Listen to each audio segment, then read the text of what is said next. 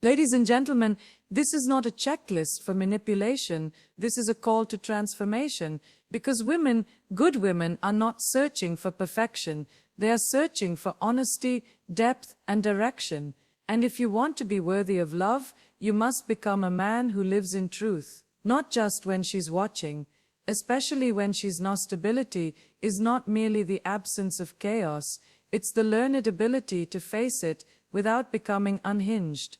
When we talk about psychological and emotional grounding, we're not talking about being stoic to the point of numbness. We're talking about being rooted, like an oak tree in a storm. A man who is psychologically stable is not reactive to every gust of emotional wind that blows through his life. He does not implode when things don't go his way. He doesn't lash out at others when his ego is bruised. And he certainly doesn't turn cold or manipulative when he feels vulnerable. Stability is one of the most attractive traits a man can develop because it signals maturity, predictability, and safety. It tells a woman, often unconsciously, that she can let her guard down in your presence. Now think about the opposite of that. Think about the man who is emotionally volatile. He's charming one day, cold the next. He seems strong, but when life confronts him with pain, he either disappears, explodes, or drowns in self-pity. You don't know which version of him you're going to get. That kind of man is exhausting. It's like living on the edge of a cliff. Women, especially women who are serious about partnership, will not stay in that environment for long, because the truth is, women carry a heavy emotional load of their own, and they are looking for someone who doesn't add to it, someone who can shoulder weight, not create more. A stable man has learned to regulate his emotions. That doesn't mean he represses them. It means he doesn't let them dictate his behavior. He knows how to pause before reacting. He knows how to feel anger without becoming cruel. He knows how to experience sadness without withdrawing love. That kind of strength is not natural, it's cultivated. It often comes from years of facing internal darkness, confronting your own trauma, and developing inner discipline. The world teaches you to respond to pain with distraction or aggression, but true emotional grounding requires that you sit with the discomfort long enough to understand it. Only then can you respond instead of react. Women are intuitive. They sense when a man is emotionally fragmented. They feel it in his eyes, in his tone, in the way he deals with conflict. A stable man, on the other hand, is like a compass. He gives direction not by dominating, but by being rooted in something deeper than impulse. He doesn't need to control the situation, because he's already in control of himself. He listens, not to reply, but to understand. He doesn't speak just to be right, but to build something stronger, something real. This is where stability becomes deeply attractive, because a woman desires to feel safe with a man, not just physically but emotionally and psychologically. She needs to know that when she reveals her fears, when she shares her dreams, when she's going through her own emotional storms, you won't abandon her, mock her, or turn into a child needing her to hold everything together. You won't become another source of chaos. You'll be the calm in it. But none of this is possible unless you've faced your own shadows first. Stability is earned through confrontation with pain, not avoidance. It's about cleaning up the parts of yourself that sabotage intimacy, the insecurity that leads to jealousy, the ego that makes you defensive, the fear of rejection that causes you to withdraw before anyone gets too close. If you don't address these things, you will project them onto the people you claim to love, and love cannot thrive in a war zone. So ask yourself, when life pushes, do you collapse, or do you hold? When someone opens up to you, do you listen, or do you deflect? If you want to be chosen, be consistent. If you want to be trusted, be grounded, because in a world full of noise and instability, the man who can stand still in himself is the one who stands out. Ambition is not greed. It's not arrogance. It's not a loud, flashy desire to dominate others or accumulate empty trophies. Ambition is purpose, a vision for your life that you are committed to pursuing, regardless of who's watching, its direction, its movement, and without it, a man begins to decay internally. When you meet a man with no ambition, you're looking at someone who has surrendered, whether he admits it or not. He may be alive biologically, but spiritually, he's already shrinking. He's going through the motions, reacting instead of acting, hoping someone or something will give him a reason to feel alive. But the truth is, no one can give you that reason, it must be chosen. When a woman looks at a man, she's not just seeing who he is today, she's seeing who he is becoming, because relationships are not static, they are journeys, and if the man is going nowhere, the journey becomes a trap. He might be kind, he might be decent, but if he's stagnant, she will eventually lose respect for him. Respect is not based on charm or affection, it's based on your capacity to lead your life with intent. A man with ambition wakes up with something bigger than himself to work toward. He's not constantly seeking validation, because his sense of worth comes from alignment with a purpose that transcends comfort. Women are drawn to that, not because they need your success, but because your drive reflects something crucial, that you are not wasting your life. Ambition gives you gravity, you don't drift, you have a center, a direction, and from that direction flows confidence, not arrogance, but the calm certainty that you are building something meaningful. That confidence creates stability, and stability, as we've said before, is deeply attractive, but there's more.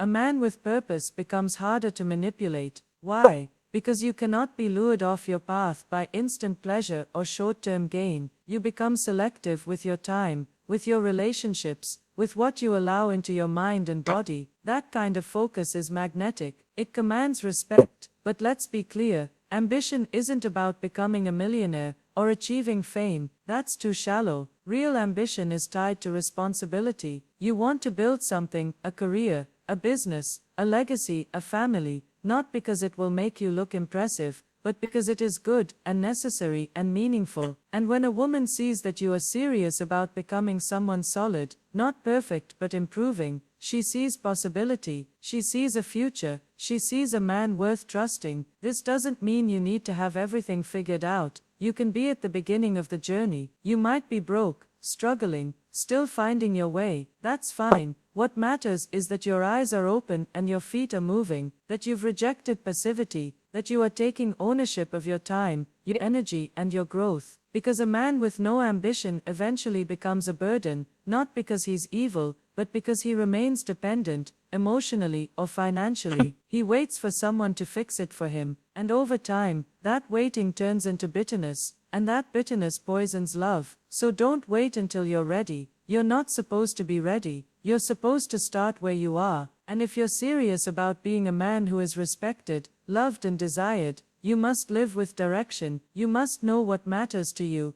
and pursue it like it counts. Because it does. You do. And the moment you start building your life around a goal that demands the best of you, everything else, including love, begins to align in its proper place. Integrity isn't optional. It's the skeleton of a man's character. Without it, everything collapses. A man can be charming, intelligent, successful, but if his word cannot be trusted, then he is ultimately hollow. Integrity is the alignment between your words and your actions, between your beliefs and your behavior. It's not something you announce, it's something you live. You don't earn it by talking about it. You earn it through consistency over time, through how you respond under pressure, when it's inconvenient, when nobody would find out if you took the easy way out. Because in those moments, who you really are is revealed. Women are not fools. They may give you the benefit of the doubt for a while, but deep down, they are constantly watching whether your behavior aligns with your values. If you say you're honest, but lie to your friend,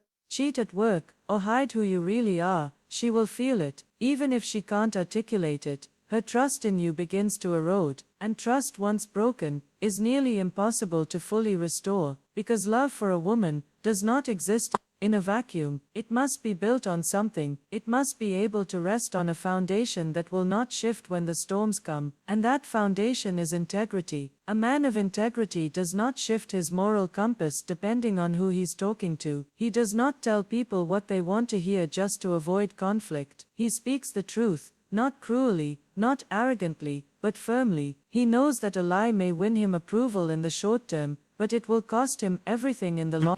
He tells the truth, even when it costs him something, because he values truth more than comfort. He understands, to be truly respected, you must be predictable in your values, even if you're unpredictable in your creativity or ambitions. And let's be honest, Integrity is rare. We live in a world where image is everything, where people curate their personalities like products, saying what they think will get the most attention or the least resistance. But a woman doesn't want to date a product. She wants a man.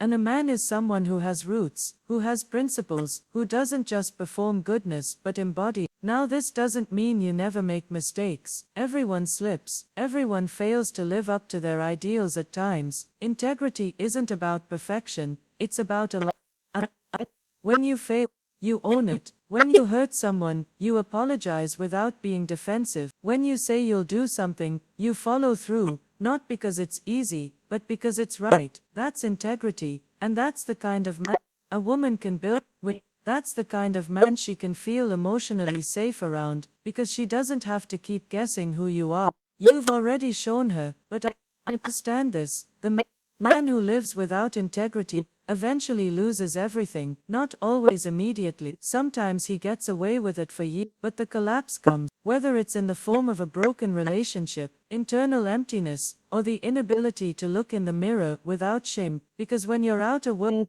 is built on falsehood, your inner world begins to rot, and no amount of success or attention can fix that. So say what you mean what you say. Be the kind of man whose presence demands trust, not because you're loud, but because you're consistent, because when your actions and words are in harmony, your life becomes more than just convincing, it becomes convicting. People feel it, and the right woman will recognize it and respect it, not because you're perfect, but because your real strength is often misunderstood in modern culture. Too often we reduce it to physical dominance, the ability to lift heavy things or intimidate others. But real strength, the kind that creates deep attraction and lasting respect, is not primarily physical. It is moral, it is psychological, it is spiritual, it is the quiet but unshakable resolve to do what is right, even when it is painful, even when it is inconvenient, even when no one will give you credit for it. That kind of strength cannot be faked, and women are acutely tuned to recognize its presence or its absence. A strong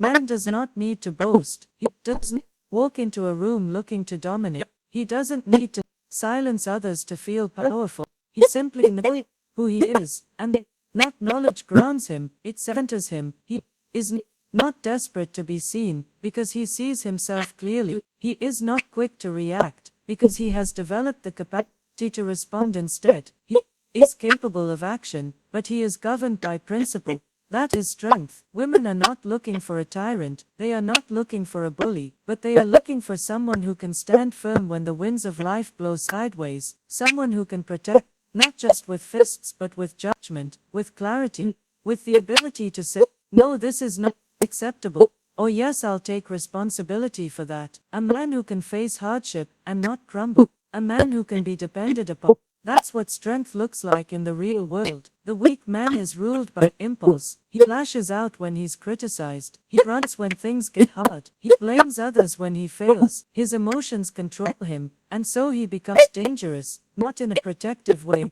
but in a reckless, reactive way. A man like that may look strong on the outside, but inside he is fractured. A woman might find herself initially attracted to his edge, his boldness, his power, but over time, she will begin to feel unsafe. She won't be able to relax in his presence because there is no inner structure holding him together. He becomes unpredictable, unreliable, even destructive. By contrast, the morally strong man develops boundaries, not as a means of control, but as a way of creating order. He doesn't allow himself to be manipulated. He is kind, but not weak, compassionate, but not naive. He understands that life will test him, that people will disappoint him, and that relationships require endurance. And because he is strong, he does not collapse under the weight of these realities. He carries them, not perfectly, but willingly. You see, women are drawn to strength not because they want to be dominated, but because they want to be safe. Emotionally, mentally, spiritually, safe to express, safe to feel, safe to be feminine. And this safety cannot come from a man who is still trying to prove his power by overpowering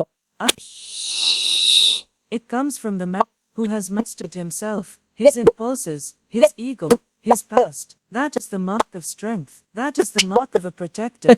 And that kind of Man is irresistible. This strength isn't something you are born with. It is cultivated, in silence, in solitude, in the way you carry yourself when no one is watching. It is shaped in the discipline to say no to what is easy, and yes to what is necessary. It grows every time you show up when you'd rather run, every time you tell the truth when it would be easier to lie, every time you take responsibility when you could make excuses. That is real strength. And women desire it not because it flatters them, but because it reassures. It tells them they are not alone. It tells them you can be counted on. And that, in the end, is the foundation of lasting love. Emotional availability is often misunderstood, especially by men. There's a tendency to equate vulnerability with weakness, as if showing emotion means giving away power. But the truth is precisely the opposite. Emotional availability, the willingness to connect, to feel, to express what's happening inside you, is a form of immense strength. It requires clarity, it demands self-respect, and most of all it requires courage, because being emotionally available means you are no longer hiding. You're not hiding from yourself, and you're not hiding from the people who care about you. Too many men have been conditioned to believe that the only way to be strong is to shut down, to stay silent, to bury everything, and pretend that nothing hurts. But that stoicism, when it's based in fear rather than principle, becomes a prison. It may keep you from being hurt, but it also keeps you from being truly loved. You can't be loved for who you are if no one ever sees who you are. And women know this. They can sense when a man is emotionally closed off. He may seem capable and calm on the surface, but if there's a wall behind his eyes, if there's no access to what he's really feeling, she'll feel alone, even standing beside him. And let's be honest, women are not asking for emotional chaos. They're not looking for a man who offloads every insecurity onto them. What they want, what they need, is authenticity. They want to know that the man in front of them is real, that he has a heart, and that he has access to it, that he can talk about what he wants, that he can admit when he's afraid, that he can express love, not just through actions, but in words, clearly and sincerely, that he's not so wounded that he's unavailable. Emotional availability is not the absence of pain, it's the willingness to face that pain and communicate from it, instead of avoiding it or numbing it out. It means you can talk about your past without becoming consumed by it. You can talk about your struggles without being defined by them. It's not about being emotional all the time. It's about being present, being honest, showing up fully, without Women desire this because emotional intimacy is the core of connection. Physical attraction might draw her in, shared goals might keep her interested, but emotional depth is what bonds her to you at the soul level. It's what allows her to trust you, not just with her body,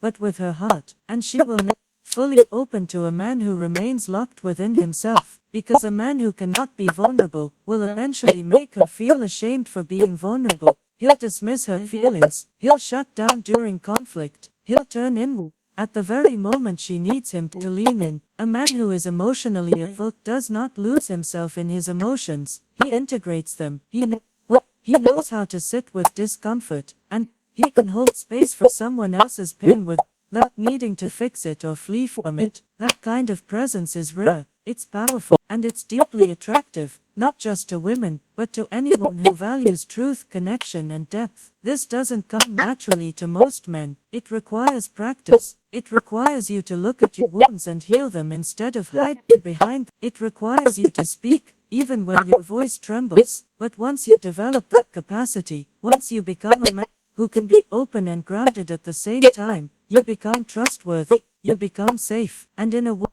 filled with emotional gains and guarded hearts, that kind of presence isn't just desired, it's extraordinary. A sense of humor is not a trivial trait. It's not just a party trick or a way to get attention. It is in fact a powerful psychological indicator. It shows flexibility of mind, emotional intelligence, and a certain courageous defiance in the face of life's inevitable pain. The man who can laugh, not as an escape, but as a response to the absurdity and weight of existence, is the man who has not been broken by the world. He's bent, shook, maybe scarred, but he hasn't lost his ability to see beauty, irony, and light in the midst of all. Women in particular are drawn to this, not because they're looking for a clown, but because they're looking for relief. Life is heavy, relationships are complex, and the ability to bring joy into those spaces, to shift the atmosphere with a look, a well-timed comment, or a shared laugh, that is a gift. That kind of man brings warmth to a relationship. He makes it